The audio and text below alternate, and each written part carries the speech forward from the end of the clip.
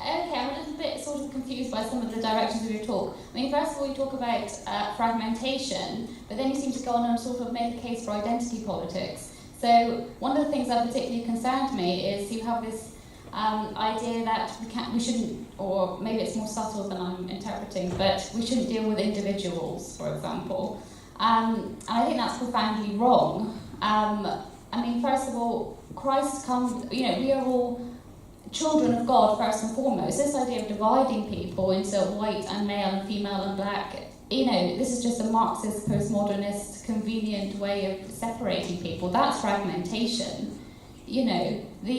Basically, Christ comes to us as individuals. We work with people as individuals. I despise this idea of putting people into categories. I don't think it's Christian, I don't think it's helpful. And if we are going to put people into categories, let's talk about some of the real problems. We've got 100,000 more women than men going to university. This is going to be a generational problem. The people falling behind are men in education, particularly white working class men.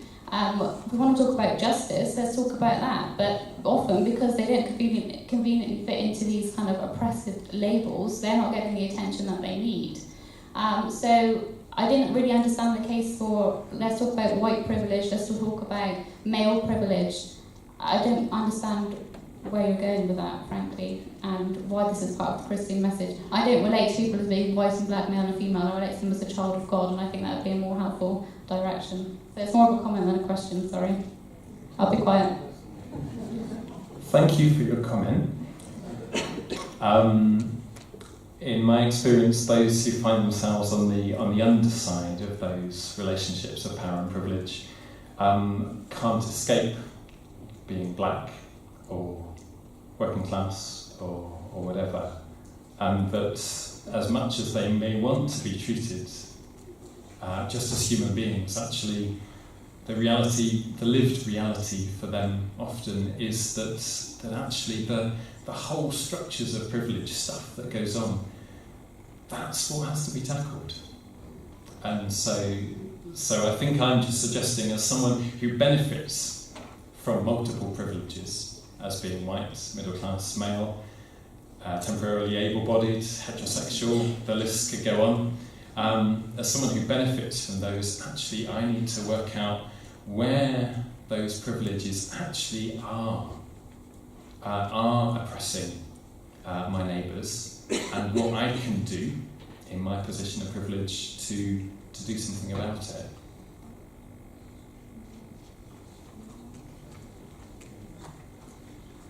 Let's give other people a chance for the moment. I'm happy to talk to you over a glass of wine later if you want to. Hi, I want to thank you for what you said. Should I stand up? Oh, hi. See where I am. I live on an estate that's probably not majority white.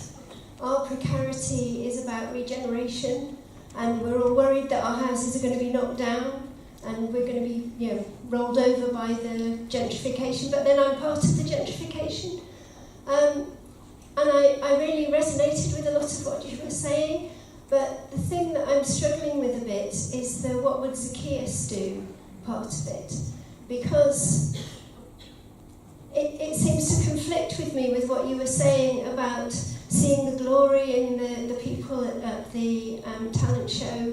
And whenever I volunteer at a night shelter, and I receive an awful lot from the homeless people and the other volunteers that I'm working with, and I see Jesus in all of them, and that enriches me. And I'm just struggling with where I fit the Zacchaeus bit into that.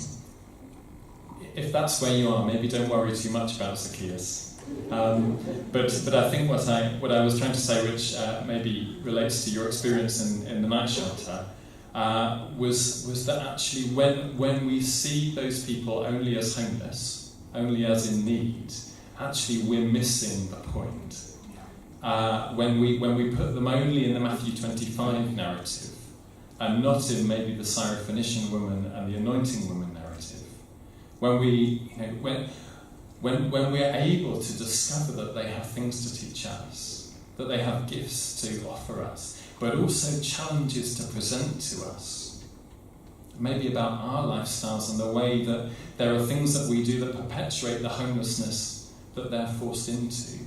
Then they become a more alive human being to us, and then the relationship can actually go somewhere, which it sounds like in your experience it is, which is great.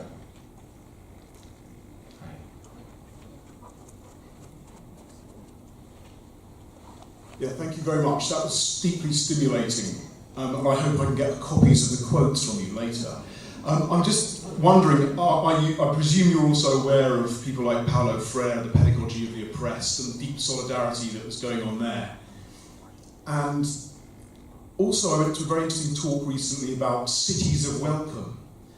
And that there again, this is also tapping into sort of citizens' movements, but it's all about solidarity and flipping things on their head so that the oppressed, in inverted commas, are actually the people who are extending a welcome, and we are learning from them as well. So I think there are lots of encouraging movements and initiatives which have been going on, of course, for decades, if not centuries, but there are still seeds of hope.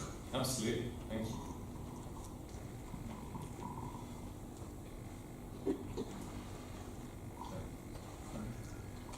Hi, I'm Kath Palash. I've done quite a lot of charity work, and I agree with what you've been saying. I wondered if you think of a way that you could sort of transform, say for instance, I mean the food bank does a lot of good work, but can you see a way where it could be more transformative in the way you're talking about? It was Maurice Glassman a few years ago in a talk that I was listening to him give, who said the thing that can make a food bank good is if it is the entry point into relationship. While it remains just a transaction, it falls into all that kind of seduction of the power of the provider stuff. If it can be the entry point into a genuine mutual relationship that goes beyond someone coming in with a voucher and going out with a parcel, then yes, it can be the starting point of something good. And I'm aware there's been some research in the last couple of years around what food banks do to volunteers who volunteer in them, particularly in terms of conscientising them, making them alert to the political stuff that is going on, that is the cause of food poverty. That actually, that stuff can make a difference as well. But if food banks can be the entry point into community, into relationship, into sharing, then they're great.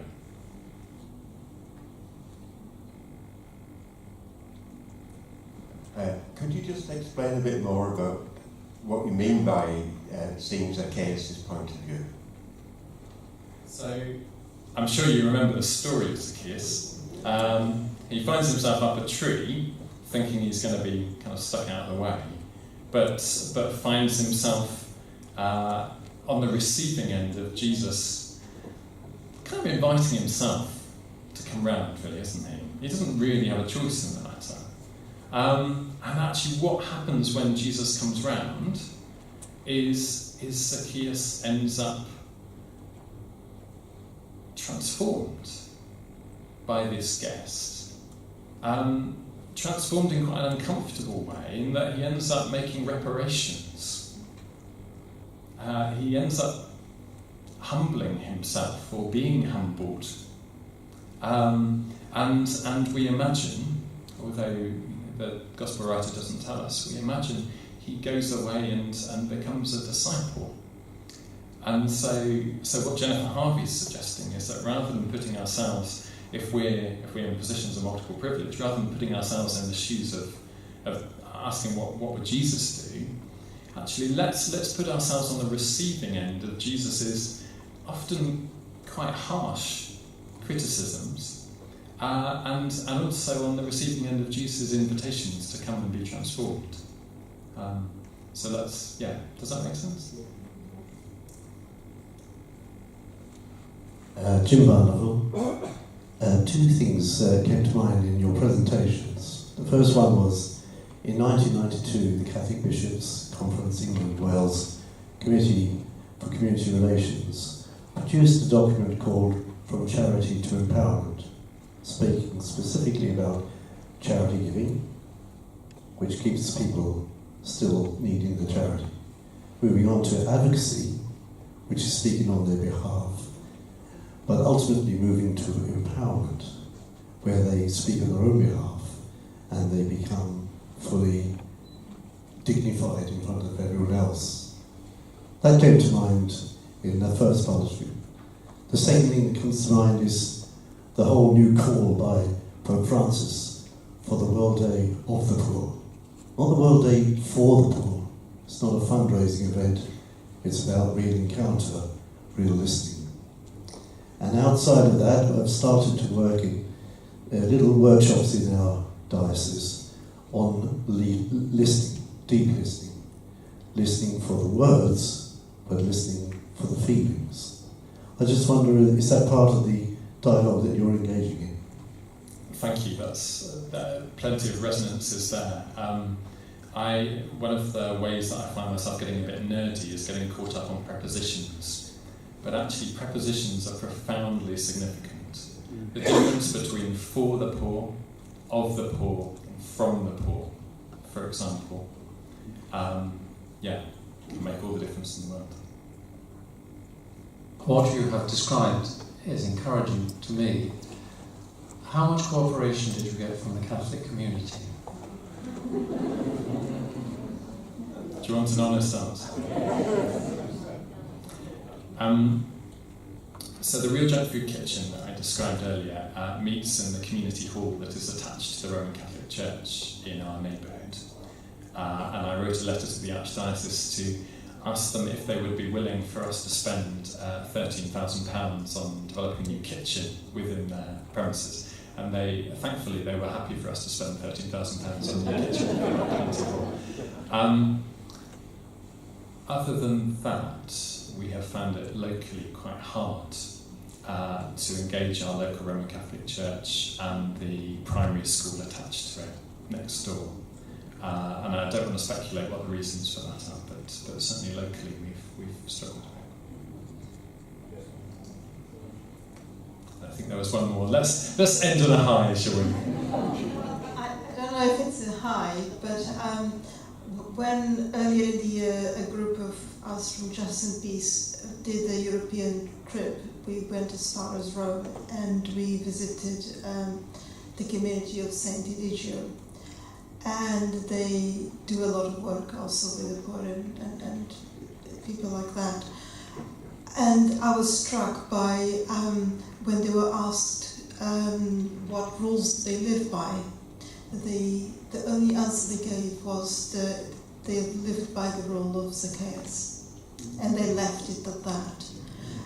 And it brought to me some discussion that had been earlier in my life, where we're looking at Zacchaeus as being, we're often in the church when you read or have the story read to you, he's like a pariah person in the community, and yet it's so unfair because Zacchaeus had a great conversion, and why to this day we do not remember him as Saint Zacchaeus, I do not understand. So for me, he's become Saint Zacchaeus because the community was suffering under him, or the way he applied his job over the community.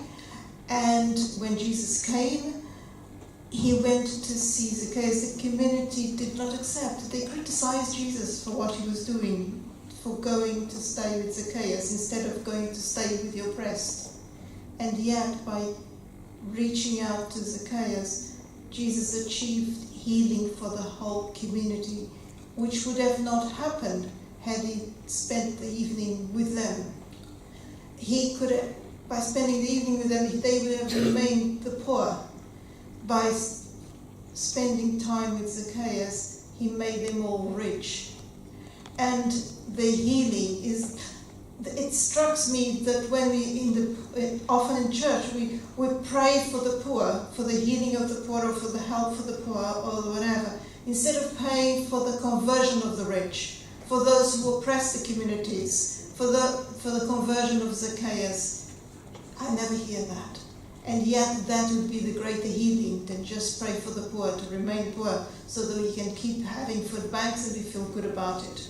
If there was a redistribution of the wealth of the community in the way that Zacchaeus repented, then we would have solved the suffering in the world. You've put it so much better than I did. Thank you. So let's hear for Saint Zacchaeus.